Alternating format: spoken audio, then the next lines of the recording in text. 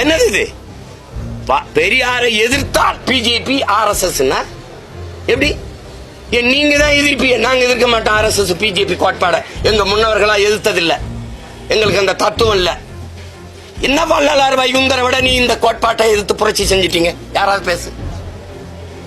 வள்ளலார் வைகுந்தரை விட சீர்திருத்தவாதி இந்த மண்ணில். இந்த கோட்பாட்டுக்கு எதிராக ஒரு கோட்பாட்டை உருவாக்கி சுத்த சன்மார்க்கம் ஒரு சமயத்தை கண்டவன் எங்க மூதாதை வள்ளலார். அன்பு வழி என்று ஒரு மார்க்கத்தை மதத்தை உருவாக்கினவன் எங்க பாட்டன் வைகுந்தர். சாதிய இழிவை தொடர்த்தி அவன மாதிரி போராடினது உண்டா? வள்ளலார் மாதிரி போராடியது உண்டா? சொல்லுங்க நீங்க. பசியோடு என் மக்கள் இருக்கக்கூடாதான்னு அடுப்பில் பற்ற வைத்த இந்த நெருப்பு தான் எரியணும், வயிற்றில் பசி நெருப்பு எரியக்கூடாதான்னு அணைய விடாமல் பார்த்துக்கன்னு சொன்னதுக்காக 150 வருஷமா எரிஞ்சுக்கிட்டு இருக்க அந்த அடுப்பு. அப்படி ஒரு வேலையை தந்தை பெரியார் அவர்கள் செஞ்சது உண்டா?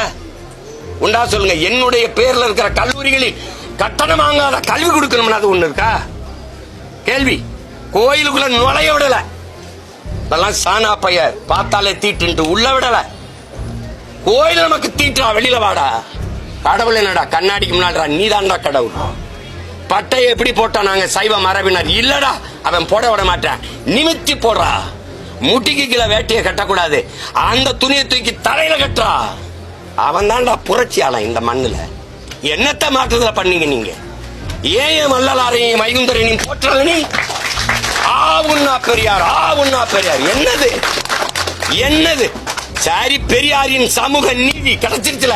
எதுக்குடா ஐயா இன்னும் இடஒதுக்கீடு போராடிட்டு இருக்காரு? எதுக்கு வன்னியரெல்லாம் சேர்ந்து மரத்தை வெட்டி போட்டு ரோட்டை மறைச்சு போராட வேண்டிய தேவையே வந்தது? யாரு சொல்றது இதுக்கு பதில்?